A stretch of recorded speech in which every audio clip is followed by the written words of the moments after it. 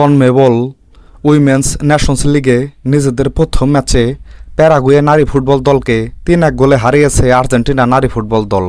ম্যাচের শুরু থেকেই ভালো খেলতে থাকে আর্জেন্টিনা, একের পর এক আক্রমণ করতে থাকে তারা, যার ফলে ম্যাচের মাত্র ১৭ মিনিটের মাথায় দলের ক্যাপ্টেন কমেট্টির গোলে ১-০ ব্যবধানে এগিয়ে যায় আর্জেন্টিনা।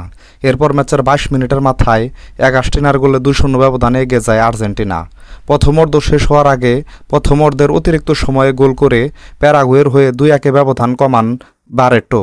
এরপর ম্যাচের অতিরিক্ত সময়েই পেরেরার গোলে ৩-১ ব্যবধানে এগিয়ে যায় আর্জেন্টিনা।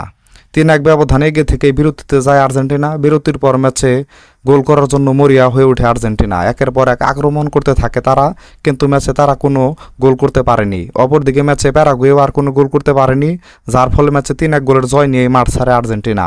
এই ম্যাচে জয় পাওয়ায় এক ম্যাচে ৩ পয়েন্ট নিয়ে পয়েন্ট টেবিলের ৩ নম্বর অবস্থান করছে আর্জেন্টিনা। পরবর্তী ম্যাচে আগামী ২৯ অক্টোবর বাংলাদেশ সময় ভোর রাত ৩টায় উরুগুয়ের বিপক্ষে মাঠে নামবে আর্জেন্টিনা। তো বন্ধুরা, ভিডিওটা ভালো লাগলে একটা লাইক দিন, সাথে ক্রিকেট ও ফুটবলের নতুন নতুন আপডেট পেতে এখনই আমার চ্যানেলটাকে সাবস্ক্রাইব করে দিন। সকলকেই ধন্যবাদ।